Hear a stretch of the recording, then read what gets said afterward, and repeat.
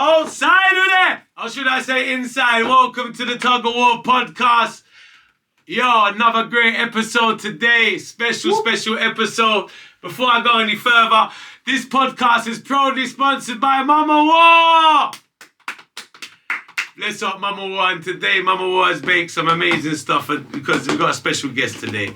So before I even go into the stuff, DJ Diablo is in the building.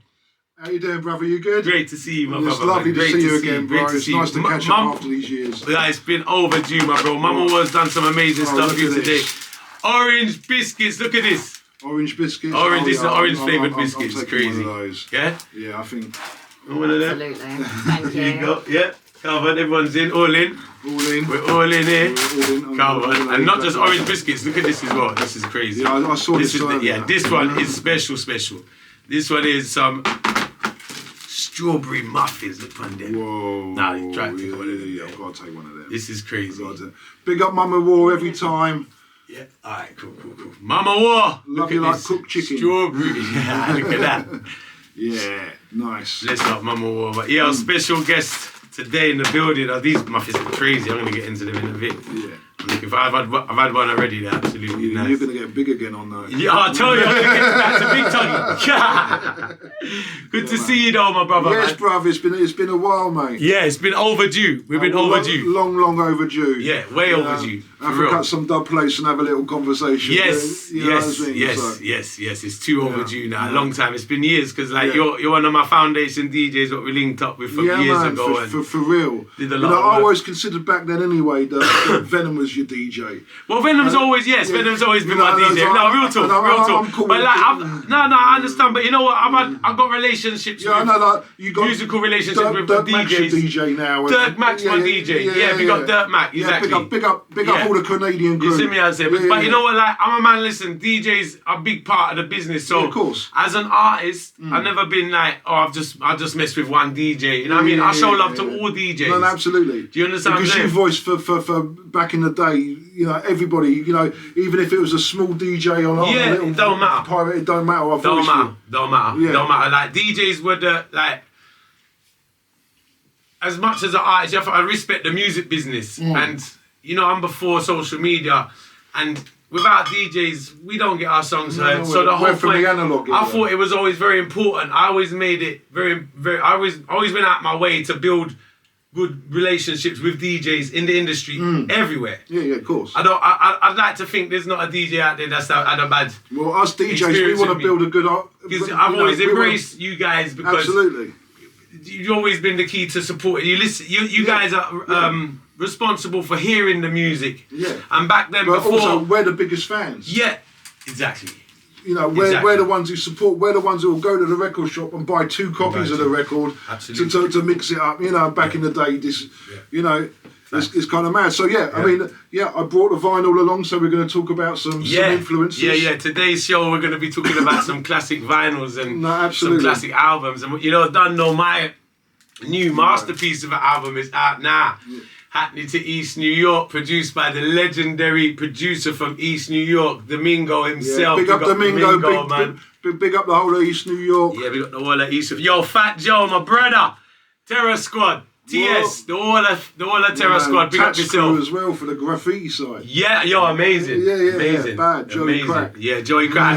the Joe and Jada podcast is like the biggest podcast in the world. Joe and Jada, I'm loving that at the moment. Crazy. Cool. I hope to go over to America and get to go on there one time. You got to represent for that. We got Joey Crack, man. You done know. Check out the album. The World Changed on Me. What a magnificent album. Yeah. Did you give that a listen? Yeah, of course. Crazy, right? Yeah, it's a bad album. Really enjoying that. And I like your piece as well, Joe. Bless. Respect. It's a raw tune. Yeah. It brings back that essence from back then, you know, back like the 90s. 100%. And you know what? It's like, it's crazy how they I got a chance to go on that track, and you can see they picked that track for me in sense of the sound was like just perfect. The balance of the sound and the vibe is like it's hip hop, but it's got the reggae dancehall vibe it's got to the it. Rawness, yeah, it just really had the raw thing. It suited me. I think there was we got Cool and Dre, and we got another producer was involved in it as well. Yeah, man. Great, amazing stuff. So what's going on there? What you been up to? Tell the people them a bit about yourself. before we go any further, I'll just turn this heating on. I need to finish my biscuit first. Go ahead, man. Don't rush you. Take your time, man. Take your time. Well, no hurry, come up team. I'm Diablo. I'm originally from the hip hop crew way back in the late 80s and 90s called the Brotherhood. I ended up moving on to being a dancehall and reggae DJ, and I worked for Roots Maneuvers, Banana Clan's sound system. Mad foundation. Was DJ for Ricky Rankin for over 20 years. Wow. Big up Ricky, my brother. Anyway, big up Ricky Rankin, you know. Don't know, legend. Legend, different from legend, you know what I mean? Yeah, 100. I say legend different from legend, you know. Yeah, man. Yeah, for real. But you know, I was just, yeah. And currently, I'm actually involved in a radio station in Jamaica that broadcasts worldwide because it's an app. It's TBN Reggae Radio. Okay. And that's Ricky Trooper's radio station. Big up Ricky Trooper. Big up Trooper. Big up Legendary. the Emperor Trooper. Big up Buggy, and big up Natchy. Natchy's my brother. Anywhere you're there, Buggy. Anywhere you're there. Yeah, we're building it up to get some good things on there, and you know I'm getting back involved and enjoying the music again. I love that. Some great new rhythms. Do you know what I mean? But you never really taken. I mean, you've been in the business for a long time now, and what I like about you, you've always represented hip hop and dancehall. Yeah. You know, so a lot of hip hop DJs are just hip hop, and some DJs are just dancehall. Yeah, you know what I mean? Yeah. You've been both the whole time. Well, I'm a few years older than you, and growing up in like the mid to late 80s, you were either a box boy or a b-boy. 100%. Do you know what I mean? That was one of the two, and you had a mixture of both because you had the soul boys as well. Yeah. Do you know what I mean? And 100%. This is before all the raving kicked in. Mm-hmm. Real talk. Real talk. But look, the sound systems were always around at the same time as it all kind of converged together. No, real talk. You're not lying. You're not lying. And there's been it's nice to see the resurgence in vinyl again. The people that buy vinyl. Do you know what I mean? Yeah, 100%. Because vinyl's big again. Well, look, this is it's a product. Yeah. It's not an MP3 or a stream. No. You got a product. You can see who done it. You can see where it was mastered. Yeah, and just holding it in your hand like you're holding it. Just holding it. You know, what I mean, I'm not going to split it open. Do you know what I mean? But it's a lovely piece. But it's something to enjoy. I always said vinyl has a heartbeat, MP3 is a flat line. Even CDs, you know what I thought? Like I never liked CDs. I never liked CDs because like we used to come back with an album from like wherever you bought your album from, and you hold it in your hand like that, you said, and you see the back of it.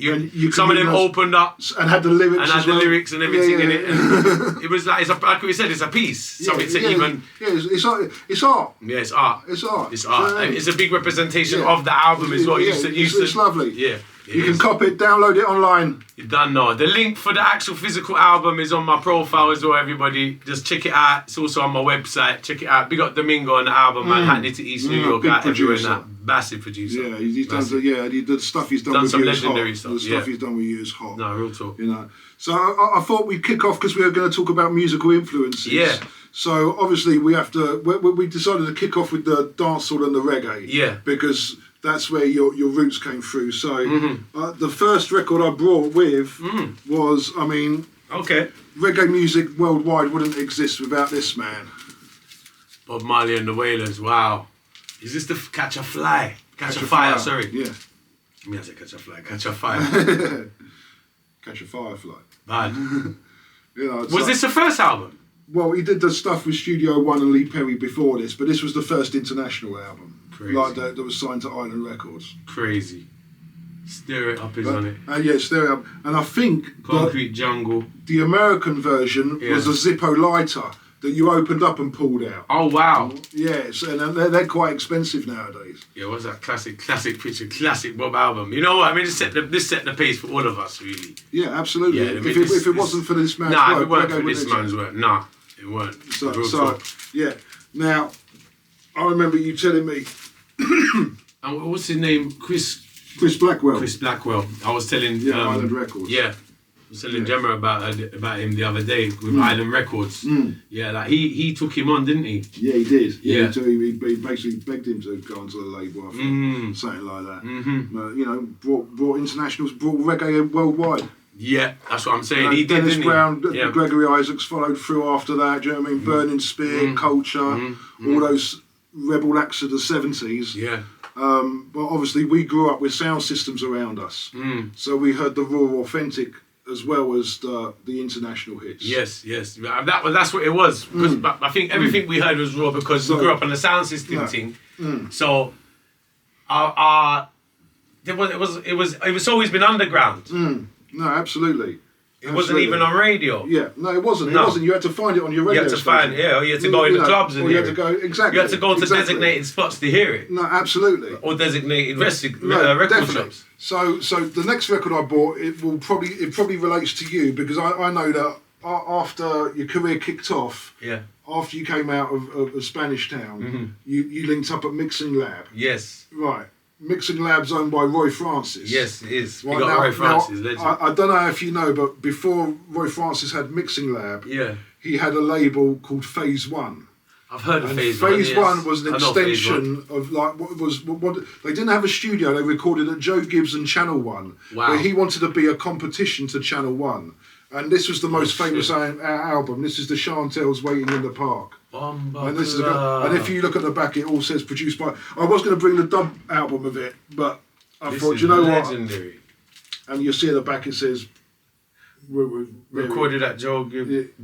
Produced and arranged by Roy Francis, Phase One. Yo, big up Roy Francis. This is legendary. Yo, this is legendary. So Roy Francis was the first one who got you off the gate. That was your first release. Yes, he was. It's the first release, first man to ever produce a record for me. Like, see, I'm a record nerd, so I know these. And he took me on just on good word from other people. From Sean's dad. Right. From Garth. Right, from Sean Paul's dad. Yeah, from Sean Paul's father. R.I.P. Garth Enriquez. We got Sean Paul, the whole family. Jason, we got the whole family.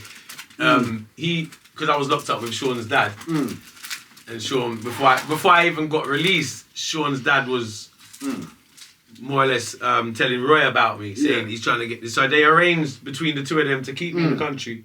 And they were by Mixing Lab was near the Stone Love headquarters. It's right the next road. Okay. It's behind it. Like Mixing Lab's here. The road. The next road is Stone Love. Dumbarton Avenue, and the next road is Stone Love. Right. Okay. Yeah. It's like they're back to back. They're literally behind each other. Right. Yeah. It's been a long time since I travelled through Kingston, but I just drove through a few spots. I didn't live there like you did. Do you know what I mean? So.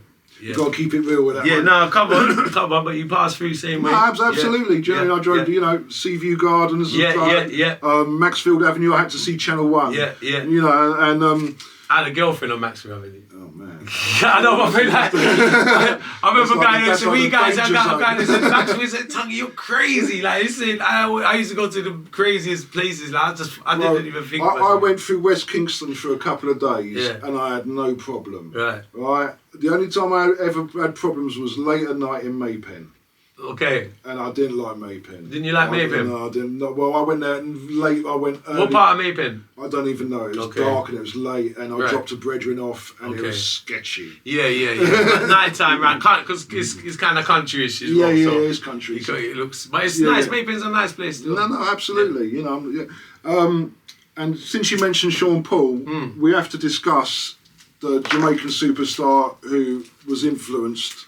Sean Paul. 100%. And influenced so many people. Wow. And we got the original Wild Apache. Wild Apache, you know. The Super Cat. Watch this classic vinyl. This is an album. Yeah, man. That's the Boots See Boops there? Yeah. See Boops there? This is before Look at this. Look at the album, though. Look at the artwork. Yeah. This is crazy. Produced by Steely and Clevey. Yeah. Was it Channel 1 and Jammies? Produced by Witten, Ritty, and Prince Jammy. Prince Jammy co-produced. Winston Riley. Engineer. Soulja Digital, Bobby Digital. That's Bobby Digital, yeah, when he was Digital Bobby. Yeah. Man. We call that Channel 1 and Jammies. Yeah. Wow. A history album. Chancery Lane. History album, big album. Yeah.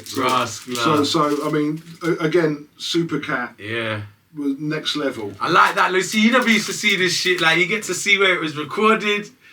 Everything, like, it's not the address. Like, look, you got the address of the studio. It's crazy. Like, it's mad. It's mad. Yeah. Distributed by Techniques Records. I remember Techniques Records. Records. Techniques, which is Winston Riley. Yeah, was in Chancery Lane. Chancery Lane. I know Chancery Lane. Yeah. Yeah. That's crazy. Look at the tracks though. Whoops, Experience Lover, Learn for Ride, Jah Bible, History. Cry for the youth, you know. Mama cry for the youth. We got ready. Tell me what you're. And obviously the classic Trash Already on the sling thing. I look at the artwork at the back though, like the kind of cartoon thing. It's bad. That's crazy. A lot of the albums in the 80s had that kind of artwork. I like the back cover more than the front. So yeah. I know from our long chats that one of your favourite artists of all time is this guy. Yeah. And real talk. Rascal. You weren't even sure. No, if he had an album. Yeah, no, I know. I remember he did have an album. Yeah. Fire in a dance hall. This is one of my inspirations right here. Papa San. This is real talk. Let me see this. Dibby DJ. Mash me con. DJ School Thief nickname. Me at the vet. Fire in a dance hall. Bow and salute. Fix address, good woman. All right. Amazing. But you see, the thing is with Papa San, I'm going to be 100% real with you. He never fulfilled. He could have gone all the way. No, his stage show presence was what made me a fan more than the songs. Yeah. So I like seeing him live. He had some amazing songs. What was it? I Will Survive. Like, he had some good songs. Yeah. Don't get it twisted. He had good records. Yeah. But what made me a fan, I ain't knocking his records. Was the live performances. But what made me a fan is the live performances.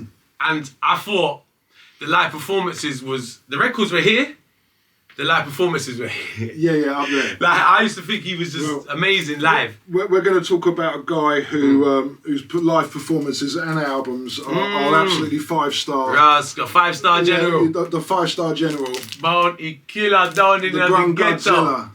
Rascal. This is his first album, isn't it? Yeah, this is one of the first. I've Roots and Reality. That's amazing. Okay. So it's one of them. Yeah, I think this was the second or third. Yeah. But look how young he looks. Yeah. What year is this? 94. 94. Down in the ghetto, see you no more. How the West was one. Smoke the herb. Every tune. Inspired by God. Cellular phone, trespass, defend the poor. Every tune. Every tune. Dead this time, God. Wow.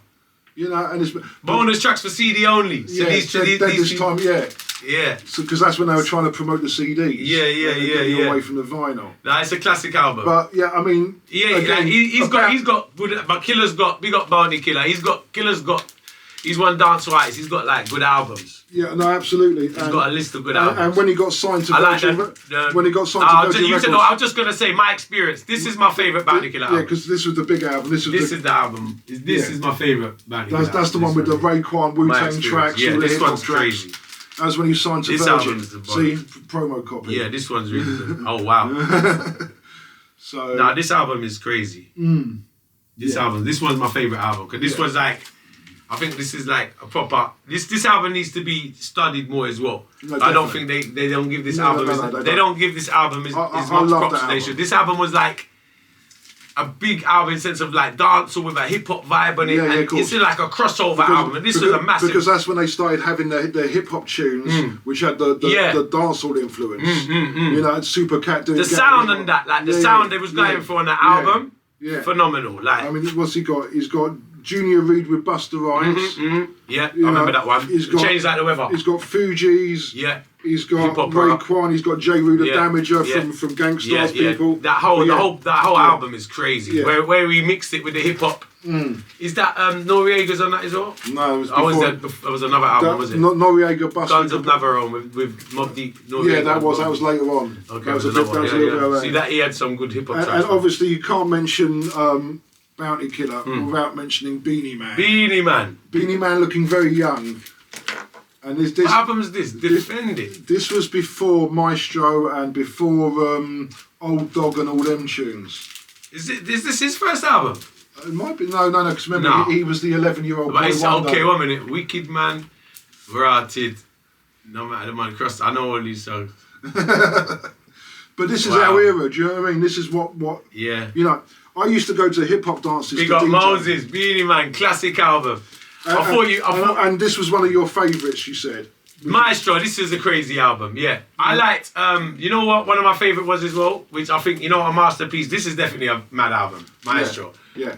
Big album. But you know what I preferred over this was Many Moods of Moses. And I was going to bring that as well. That was my favourite Beenie Man album. I was going to bring that as well. With Sin Simmer on it. Yeah. But he had some crazy, like, different type of songs in there as well. There was a mixture of great songs on that album. Yeah, no, it was a really good album. Yeah. And of course, this guy was highly underrated. I know he's your brethren. Highly. Oh, I'm glad you brought Leonard with Mercy.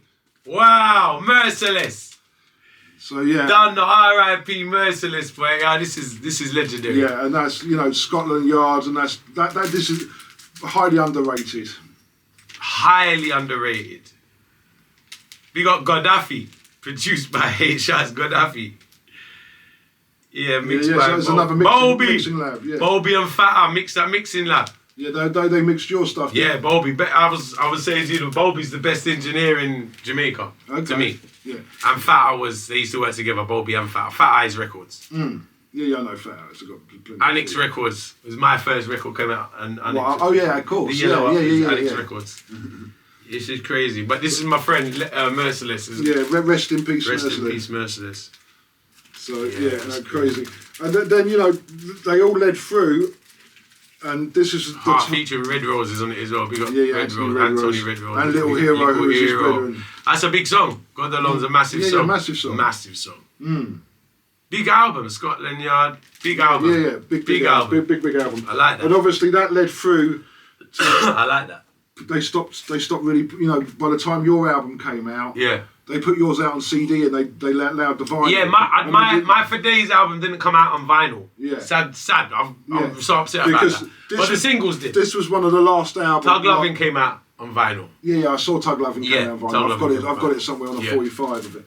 But this was one of the last albums to come out on vinyl before they went. That's crazy. CD. And there's the Gully God. Gangster for Life, Mavado. This is a massive album. I like this album a lot. And you know what? When Mavado came out with this album here, this album is crazy. Because his impact when he dropped this. Is this a double album? Yeah, it's a double album, yeah. Yeah, that's a big album. Yeah, it was a big album. Like every track on here is a hit. Yeah. I tell you a story. I performed with Mavado. I went down to Cassava Peace when I was in Jamaica, Stone Love. Okay. And I went down and I did a show in Cassava Peace. And Mavado, this is like 2003, 4. Okay, this is before he bust. Before he bust. I don't think his name was even Mavado yet. I think his name was Singing Blacks. Okay. His name wasn't even Mavado yet. Yeah. And I tell you how I vividly remembered him. I remember I done my thing and I was actually chilling with him and his friends, but I didn't know it was him. After he went up and performed, I saw this guy performing and I was just about to leave. And I remember this singer going on stage doing this Sing J style, bad man songs. Yeah. And I was like, who the fuck's that? You know when someone really gets your ear? Yeah. And I was listening to it and I was ready to go, But when he came on, I think he was last on or something. Yeah. Because they know him. He's popular artist. He was already an area artist. So go and do your thing. And, right. Yeah. So, and I took in his set and it blew me away. Yeah. And it was the first time I ever heard him. I said, now that guy's going to be massive. Who's the best guy you've ever seen live? Bruh. Like as in a show. As a show. As a show. I'm not talking about, grabbing the mic at a sound and... Yeah. I'd say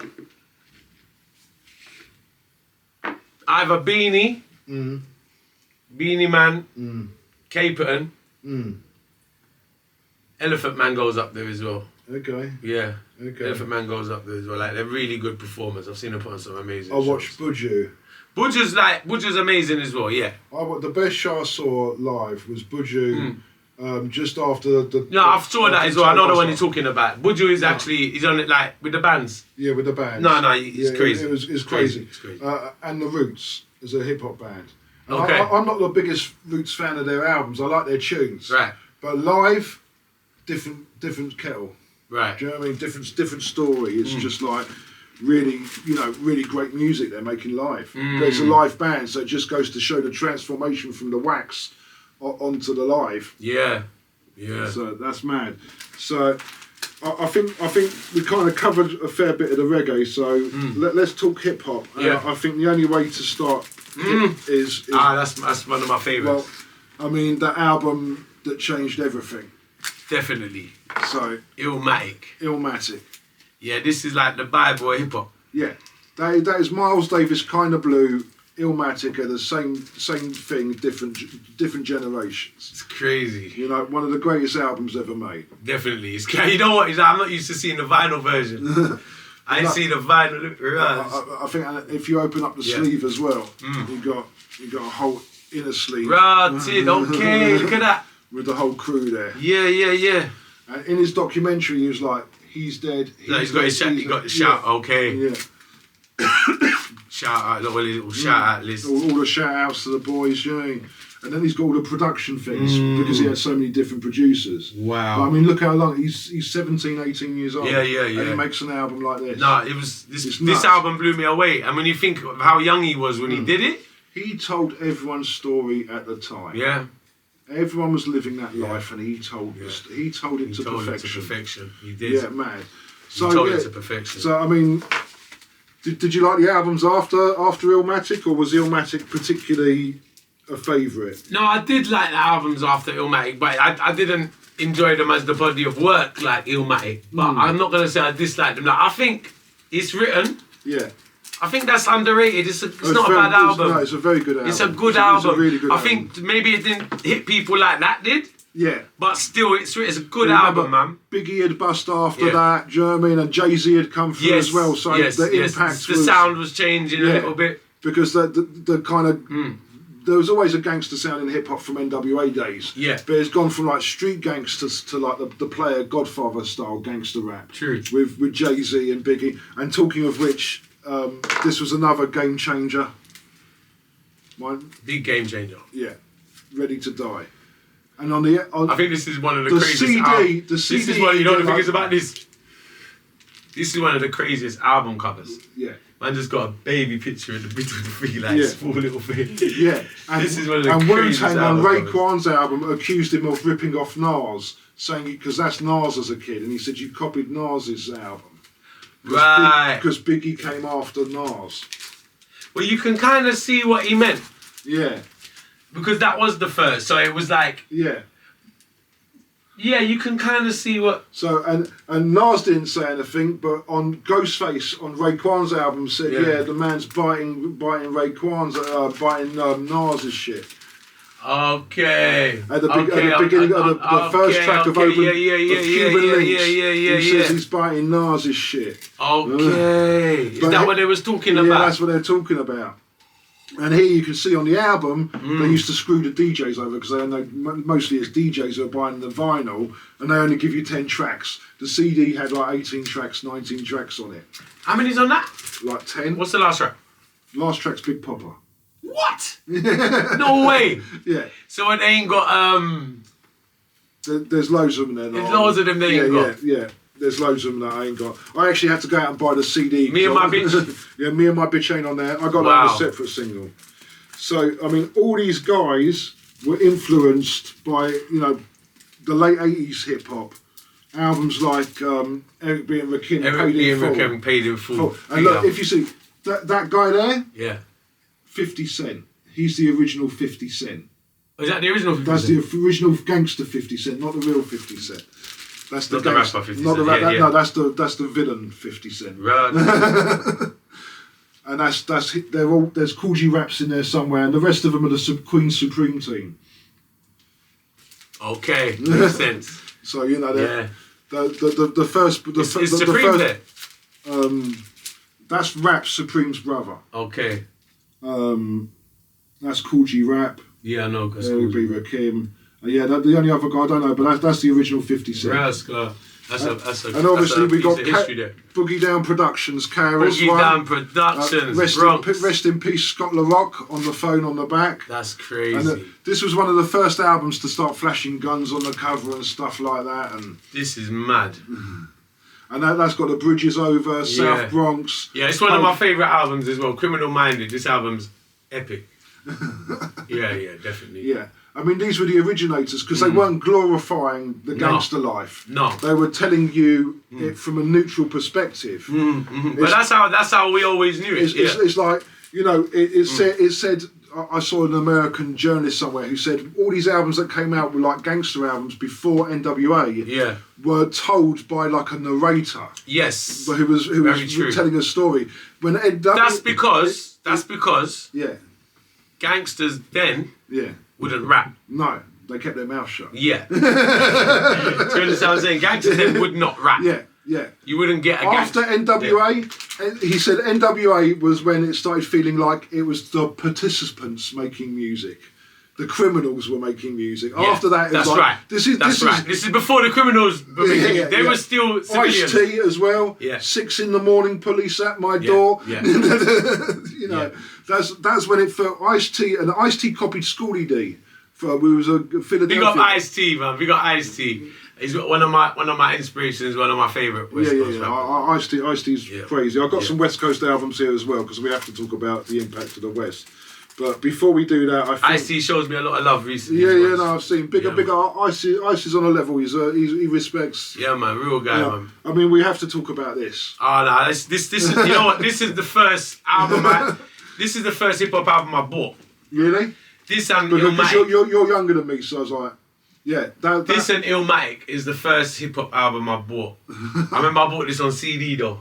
Yeah. This album right Enter here. the Wu-Tang Clan. Yeah, Enter the Wu-Tang Clan. This album right here. I mean, bananas. Unbelievable. This changed the game. This is a game changer. Yeah. This is a game changer. Yeah. Wow. Yeah. Yeah, this is a game. No, it's just a plain story. Yeah. This ain't no joke. This album here. Yeah.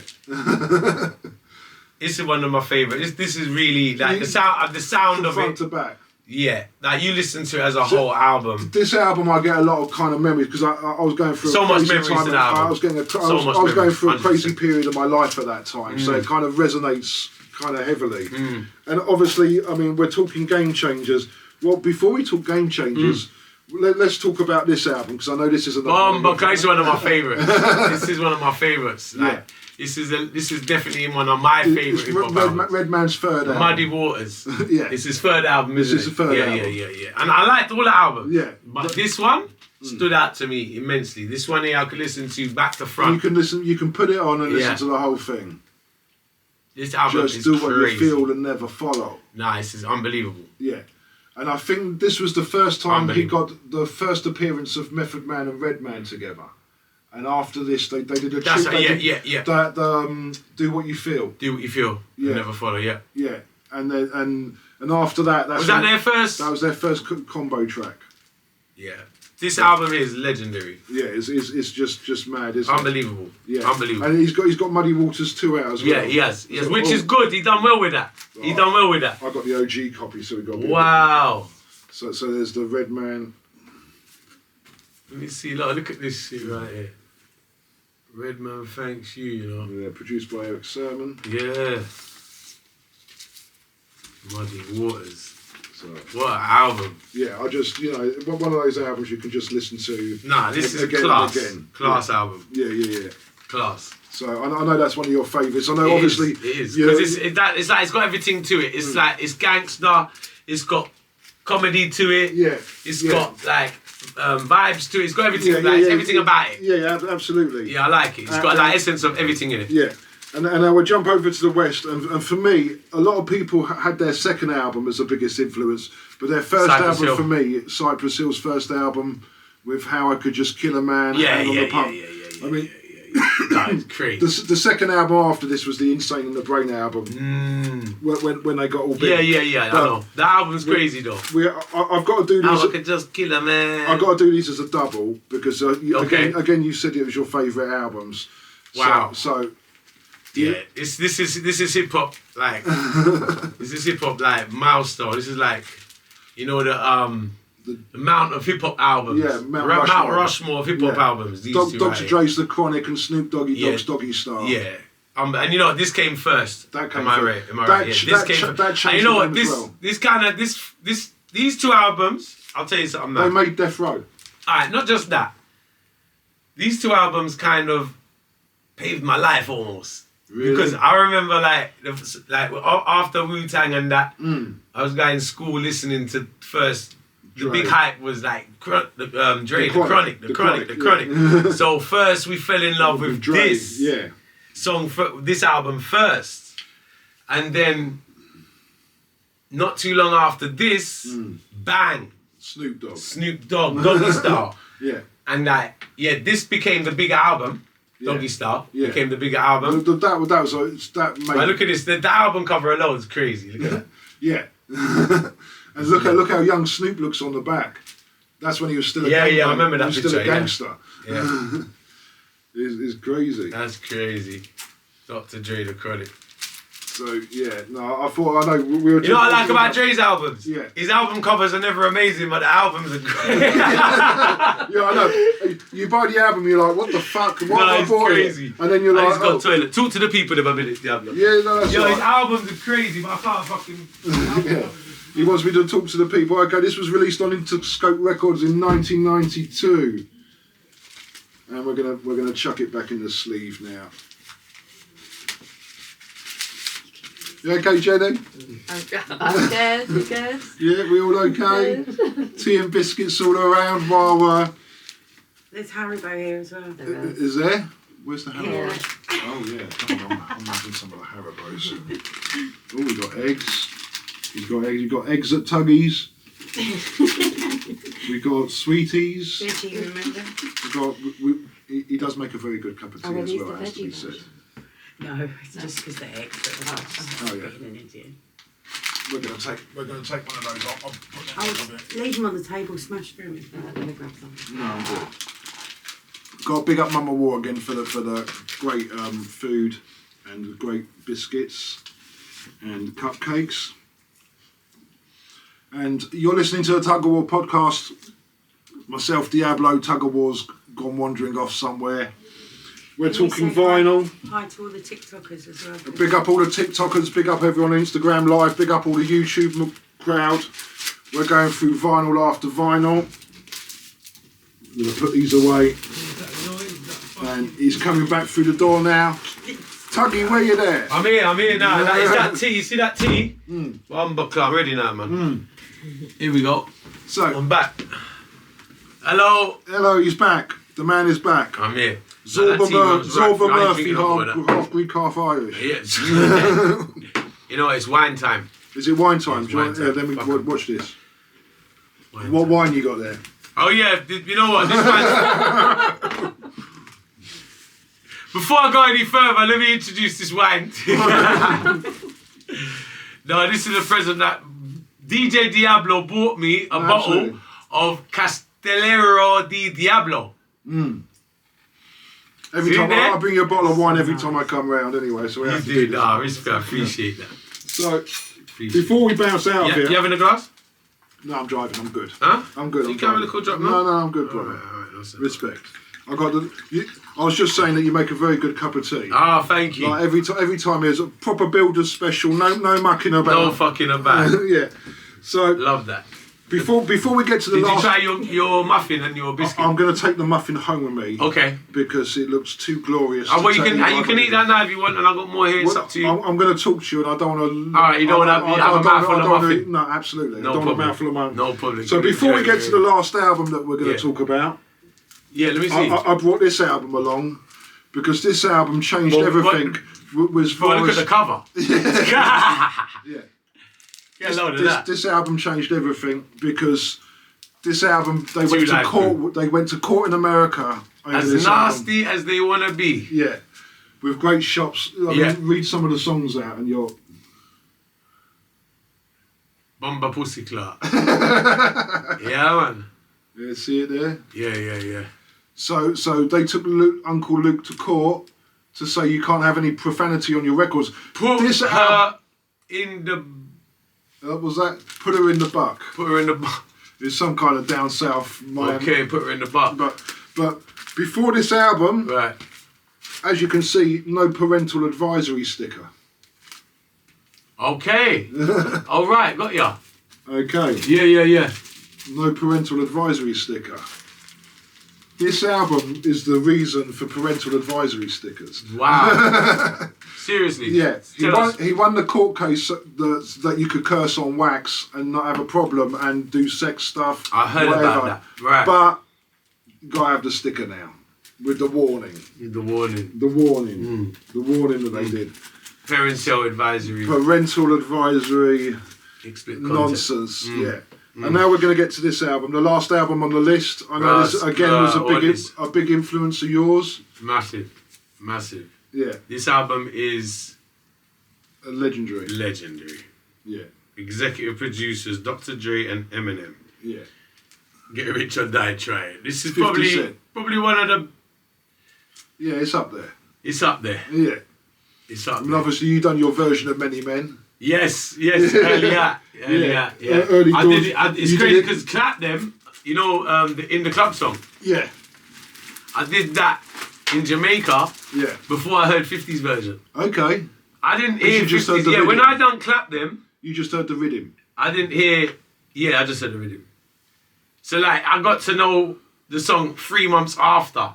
After I'd done the song in Jamaica, the guy came with the instrumental. I just heard this instrumental. I said the song was amazing. I didn't. Yeah, you just wanted to ride. So I wrote off of the rhythm. I didn't know the club song at all. 3 months later, I see this song become like the biggest hip hop song in the world. Yeah, it's got like 1 trillion Spotify streams or something. It's probably, I think it's one of the biggest hip hop songs ever. Yeah, crazy. It's mad.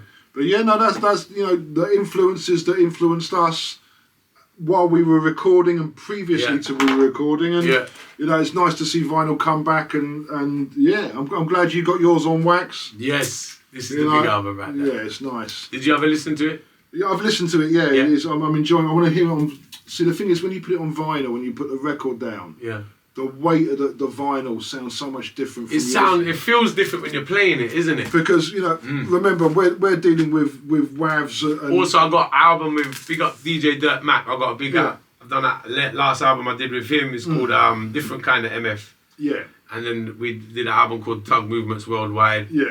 I've actually got 4 albums in, but the last one's available on vinyl as well. Oh, really? Yeah, he's a vinyl DJ like yourself. So I've seen. I'm following him now, obviously, because he's your man, and he's got some good stuff. Yeah, man. Tug Movements to the world. Come on, Diablo, tell about the merchandise, because Diablo coming in the door. He got his new merch today. Yeah, we got the merchandise. Click the link on the profile, people. Get your official merchandise. We got our merchandise on today.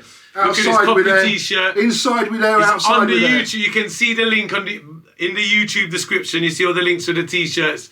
You got the outside with their t-shirt. You got the Tuggawar t-shirt. You got Tuggawar and the War t-shirt. You got the Nyang t-shirt. You got a whole selection of t-shirts. You need to bring back the Narcos coffee brand. Yeah, you know what? 100%. But like this podcast originally was called the Narcos Coffee. Yeah, oh yeah. Do you know what happened? I was supposed to do it from when it was called Narcos. It still is in a sense, but it was a bit of a long name where I call it the Tuggawar podcast, Narcos Coffee. Yeah. It's too much writing. You know what I'm saying? Just the Tuggawar podcast. Yeah. Simplifies it. Yeah. And you know what happened with me and the coffee? Go on. I went off of it for a bit. Okay. I went off of the coffee. It started upsetting my stomach for a while. I think I drank too much. I drank too much, but it gives you a lot of anxiety as well. It leaves you ratty on edge. It can do that sometimes, but it was making my stomach upset. I think I overdosed on coffee. Because I bought this Nescafe machine. Yeah. And I was like making 1,000 coffees a day. And I felt like I was on Red Bull. I was like... So listen, I've got a question to you before we finish this Fire away. Right? Now, obviously, due to your circumstances back in the day, which led off to the start of your career. Yeah.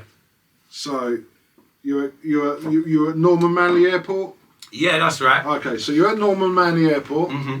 You've gone through the first search. You've told me the story, so I know the story. You went through the first search. Yeah. And you see the woman. Yeah. And she just looks at you and says, "Move along, sir." How do you think your career would go after that?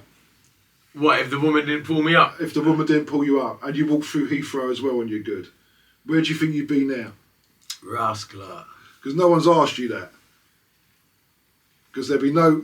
Obviously, you went through something terrible, and it's defined your life, because you got into music through that, through the connections in there. But what happened if you walked through with that Easter bun? Where do you think you'd be? I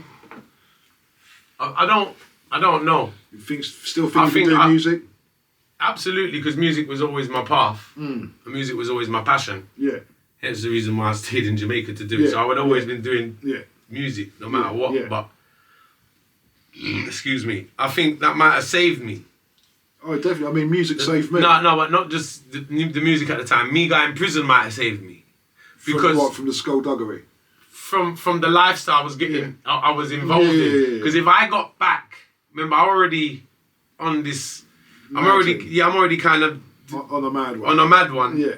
Running around like Pablo Escobar of marijuana in London, in Hackney. Yeah. So if I got back with bars. So if I got that back in, it would have just made me the cycle would have continued. Yeah. And I think that lifestyle just brings bad luck and bad energy. So I don't know where it would have led me. Yeah. I would have definitely have been doing music. It's not a good life. No, it's not a good life. So I think that whole thing put me in prison for a reason, I believe, to make me, to change my life. I remember a long time ago that you've probably heard this as well, because it's like an old sound system's music, like saying, and it says, "We didn't choose music, music chose us." Yeah, I know that saying there. Yeah. And that always resonates with me. Yeah. Because it's like a bonding together. Yeah, 100%. That resonates with me a lot. Yeah, all of us were a bit naughty back in the day, do you know what I mean? And something happened, and we guided to the music. Yeah. And it was music from there on. Yeah. And that's very true. A lot of us have the same story. Do you know what I mean? 100%. 100%. Yeah, I think because music's a big saviour for a lot of people. I think music, like, you know what, I said this before. The thing is now, though, a lot of people are doing it for we did it for the love of the music. Not because we wanted to escape a world, we did it for the love. And I think nowadays people want to do it. You have to love it to do it, because exactly. Look, you know, like the quality control. I heard an interview the other day, and to do music when I came in the game, just even being like rapping, how you had to go through a lot. You understand what I'm saying? You had to go through the throwing the bottles at you. The quality control. Like, put it like this. Like, you see, you do gangster rap, for instance. At that time, like when I came in the game. Yeah. You get tested regularly. Yeah, you're gonna get called out. You're gonna get called out, and people will test your gangster. Yeah. People will see what you're about. Yeah. You're out in the field with the wolves. Yeah. There's nothing to hide. Yeah. Do you understand what I'm saying? Now people can hide behind fake internet personas. Put masks on, whatever. See if you're real. Do you understand what I'm saying? Yeah. They want to see if you're real. They want to see. The people actually want to see. You talk like that. Let me see what he's about. Yeah. Do you understand what I'm saying? That's the real. About that life. Yeah. So it was really, it was real. It was real when I came in the game. Well, there wasn't space. There wasn't space for no fakeness. Bro. Because the places you had to walk in, like, of course, you're gonna walk into mixing lab on some fake shit. Bro, you're not gonna last. No. But even going to a dance, say you went to a dance like in the Hilltop Club in Stonebridge back in the day, or somewhere down Sandringham Road. Anyway, even worse. You're finished. Even worse. Yeah. Even worse. That's why I say, like, what prepared me for Jamaica was me growing up in Hackney, because I grew up around some of the maddest shit growing up. Yeah. So when I ended up in prison in Jamaica, I was like, okay, because I was already used to badness. Yeah. Because I grew up around it from the start. Yeah. From before I went to prison. So it kind of is like, it almost became a comfort zone to me. Yeah. The transformation came afterwards. Yeah. After you've been given this hope in prison by, like, you know, we can make you. Badness became a comfort zone for me. Yeah. So it's like, okay, it's like whenever it pops up, I'm comfortable because you're already used to it so much. So it became like a comfort zone. Yeah. Which ain't good, but it's like, it's not good at all. Yeah. No, but you know, music guided us, music gave us the way out, but we had the knowledge and we learnt the game from the older guys. We were taught properly. 100%. Nowadays, anyone can come on. They got a crappy little studio. The whole quality control was gone out the window. Out the window. Yeah, and that's led to because beside who you are, whatever, you're a singer, you're a rapper, you're a DJ, you had to have talent. Yeah, and you had to prove it in front of some very professional people that's been doing it a lot longer than you. Yeah. And you had to prove it in front of them. Hostile crowds. In front of hostile crowds. You had to prove it in front of a lot of people. No, and if you didn't have it, you weren't going to make it through. No, definitely. That's why the quality control in the music was out the window now. Like, I a high percentage of the stuff that's out there, it wouldn't be out there. Yeah. Well, it's nice to see. But thank God for social media because it's giving people a chance to do their thing independently. But it's like a lot is very saturated. We'll put that there. Yeah, right, cool. Don't make it slip down behind the sofa. Nice. Look, the quality control. You have to find the good stuff nowadays. 100%. You know, and there is some good stuff. Like I said, you've got some great albums. You know, I really respect you, bro, because you've turned it around, and you know, because you blew up early, and that sometimes that can be a problem. Yeah. I had my first record out at 17, 18. Yeah. And you get because you got ego back then. Yes. Your ego's sky high, and all of a sudden everyone's telling you how fucking great you are, and then the ego gets worse. And after my brethren, when I left the band and started DJing, my brethren went on, they won a mobile and everything. Someone told us recently, one of the A&Rs who used to work at Virgin Records, he said, he goes, with your crew and the sales, we always used to say that egos were bigger than the record sales. Yeah, yeah. You know, but now that you're older, you hold it down and you could be more professional. I think every artist got ego, but because I came, you see because of my situation, I never had time for ego. I was looking, because I remember I left my dad hustling to fend for me, to keep me going. This is Stanford Hill days. Before Stanford Hill. When I'm in the house. Right, okay. The house that I lost before Stanford Hill. Yeah. So my dad's hustling for me while I'm in Jamaica. Okay. Hence the reason I stayed on there. He's hustling, putting his life at risk because he was getting run upon by robbers and gunmen and risk of police and What's all of that. What's the name of the guy in the video? One of the robbers. He produced tunes for you. He's a shorter guy. 2 Free. 2 Free. Yeah. Freedom. Freedom still around? I ain't seen him for a bit. We got Freedom, man. Yeah, He's done a lot of great work with him. Every time you talk about that robbery, I think of the video and I think of Freedom. So Dad's going through all of that. So while I'm in Jamaica, I'm not really thinking of ego because I've got to get to it. It's like I didn't want to come back to England without a hit song. So it was more of a mission I was on. I didn't even have time for ego. But that made sense. You made enough noise in Jamaica to get signed to Jetstar when you came back. Is that how it happened? Kind of, yeah. Like I made a lot of noise in Jamaica. Were you in 2 stings? Yes, I did 2 stings back to back. After you came out and started releasing the records, how long did you stay? Because you didn't get deported. How long were you in Jamaica after that? I stayed in Jamaica from 2001 to 2005. Oh, okay. So, including the stint? No, but I came back to England for a bit. Okay. And then I flew back out to do the Sting. So I did Sting 202 and Sting 203. And 201 was when you were banged up? Yeah. Well, I landed in 201. I got locked up January 202. Right, okay. Yeah. And then after that you went back and forth? Yes. Yeah, and that's crazy. I mean, your crazy is a crazy story. So yours. The first trip, before I go back, so the first thing at that point there, I'm like, I can't even have time for ego or nothing. I've got to try and make a success of myself. You've got to work. I've got to work. Yeah, I've got to work. It wasn't. I didn't even. It's fun, but it's not fun. I'm on a mission, so I'm like under pressure. I think that's the way I work. Even how you see me work now. Yeah. Where I'm very like. I've always been like that. It's always about the work more than professional. Yeah. Yeah, more than we're gonna blow each other's trumpet about it. Yeah. Do you understand what I'm saying? It's a job. I've got to get it right. Yeah, exactly. Do you get what I'm saying? If I don't get it right, I feel like I'm wasting my time. You're an artist. You don't want to. Right. You know. And then when I got my dad at the time putting his life on the line for it. Yeah, I've got the family. It's like I'm doing it for the family. Like I can't let the family down now, not just myself. I still feel like that. And it is that my career has always been my family, my life. Yeah. You know what I'm saying? Yeah. It's crazy how things turn out. Yeah. So, I feel blessed that I've been able to make something of it. Absolutely. Because I work so hard. But you got the YouTube channels. You've blown up with the viral stuff, and it's good because now people can follow you as an artist. Exactly. Do you know what I mean? So it's a blessing and a curse. Social media. I think it's a blessing because if it weren't for social media, where would we be doing? Fucking with the labels. That's what And social media's allowed people to get to know the personality of a person more. Hence the reason. Definitely. So which I'm happy for. So.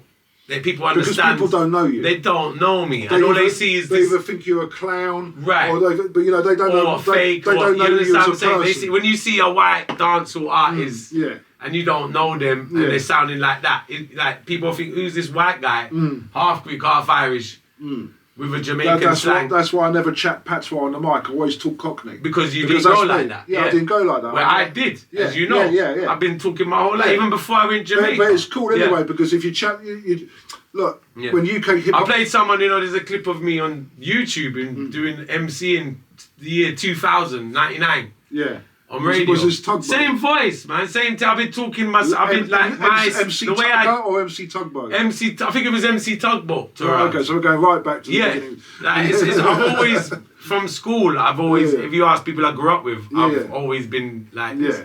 So even when they first, when I didn't notice it, when Surf came out, when the videos come out, because I never realised it, because everyone just used to listen to my records and it was never a colour thing. I'm trying to... When they saw the video, when they first put the face to the song, I didn't realise that, okay, because I grew up in Hackney, innit? Yeah. Because I grew up in a multicultural area. So I'm thinking on a multicultural flex, I always have. Yeah. Not knowing England's a massive place that ain't all like that. Like when you went down to Southend to shoot the video. Right.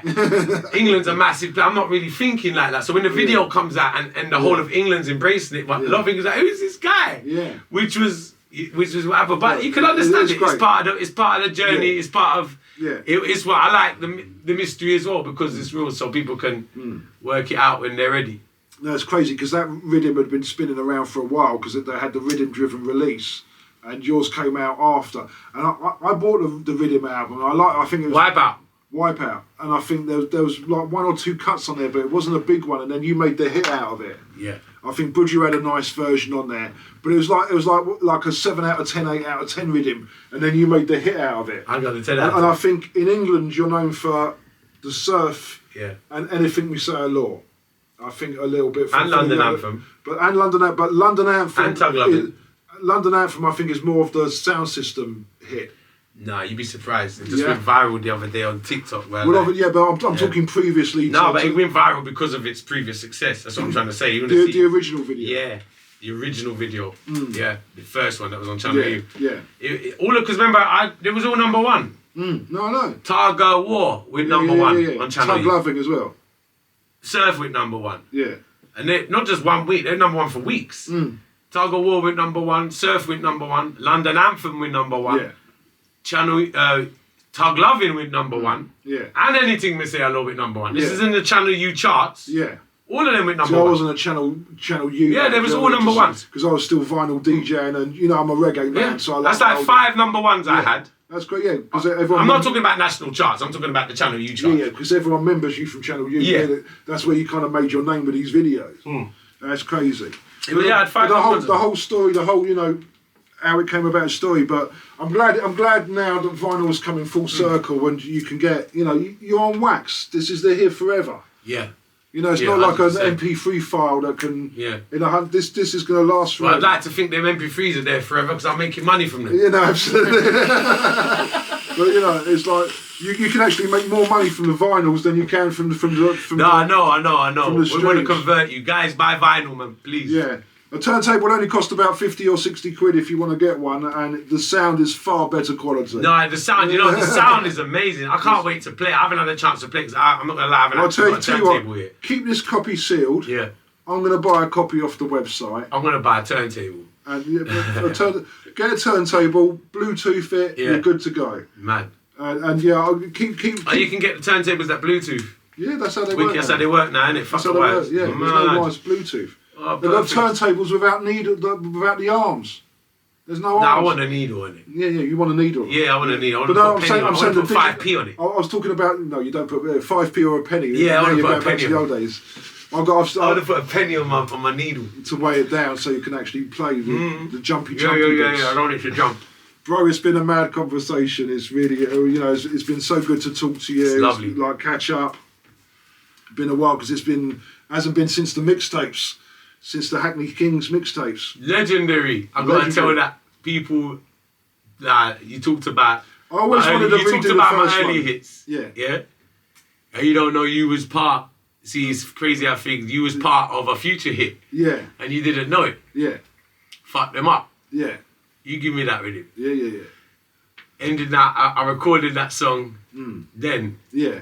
the song went viral and hit. Yeah. 2 years ago. It's mad. Like 10 years later almost, like 5, Yeah. maybe not 10, but a good 5, 6, 7 years later, Yeah, it's bust. the song buses. People, is like millions and millions and millions of streams. Well, look, you know the Shaka Khan hit, I Feel For You? Remember that old Yeah, day? yeah, Right? yeah. That was originally the last track on Prince's first album, because Prince wrote that record. Okay. So and it's a nice track. Okay, I didn't know. But she turned it into a hit. Right.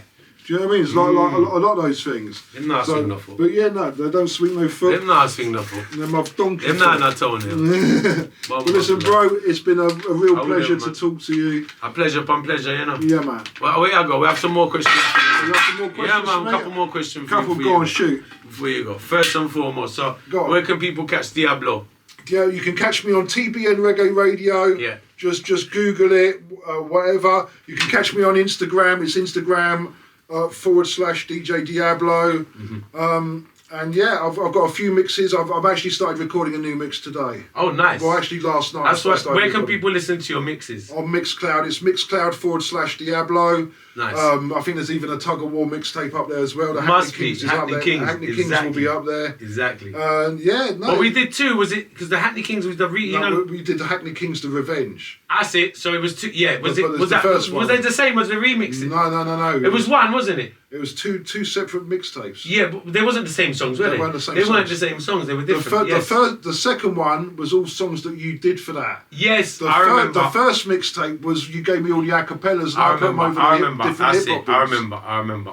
So, but It yeah, was amazing. that was good times. Do you doing your own? So what? You got your own podcast now, radio show? What's your plans? I'm getting back into the 'Cause I radio think, show. So I've been, like I said, I'm working on TBN. The I have got a podcast show world TBN. is big now. Absolutely. I think you should be. You got a great Well, I person. have- You've always been on radio.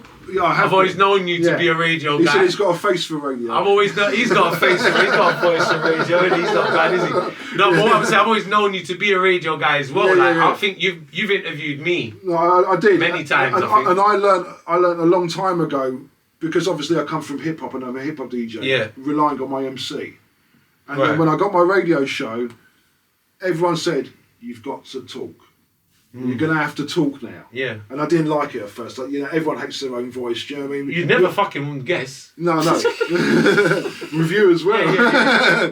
Blimey, popcorn in the kettle. Yeah, man. Fuck's sake. That's what I'm saying. We might have some guy there. We might have a great formula for a podcast. No. Well, We might need I'm down, more of bruv, because Yeah. we both know plenty of people. We do it. We've got good conversation with the music knowledge. Yeah, and the music knowledge. Yeah. You can bring your other people. Now I need to bring Ranks through because you ain't seen Ranks. Ricky, I ain't seen Ricky for a minute. Yeah, I'll Ain't bring seen Ricky for a minute. Navi. Do you know what I mean? Yeah. It's like, Ricky's like my musical father, and Navigator's my musical uncle. Big up do you know? Navi. Yeah. I spoke to him on the. I messaged him the other day. Yeah. You got a link up with Navi as well. Yeah, I think he's in Cyprus. Is he in Yeah, Cyprus? he's back and forth from Cyprus. Right. He's loving life. Yeah. Shout out to Nev as well. Yeah. That's Mrs. Navigator. Oh yes, big up Mrs. Navigator. Big up yourselves. Definitely. Happy anniversary as well, because I Yeah. think it was their anniversary. the Oh, other that's day. amazing. Yeah, Amazing. so Amazing. they're all good. But yeah, no, we're going to carry on doing the radio. Yeah. Like I said, with TBN, it's with Trooper, Buggy, and Nachi. Nice. And I'll get you to. We'll get you to host a show of mine as well. That'd be amazing. Maybe your favourite dancehall tunes. That'd be amazing. We'll get a list. Do you know what I mean? Let's do this. And yeah, definitely, bruv. Definitely. So listen, My brother, great Pleasure, to see brother. you. Thank you so much. Yeah, It's been a man. pleasure here. big up Yo. everyone locked in, locked on. We got everyone locked on. This is the Tuggawar podcast, officially sponsored by Mama War. We're gonna have these And the Hackney and vinyl. the Hackney. Look at the vinyl, official vinyl podcast as well. Yeah, man. We're gonna get to these biscuits and muffins. Bless up everybody, Absolutely. man. Big up yourselves. Hank. Good night.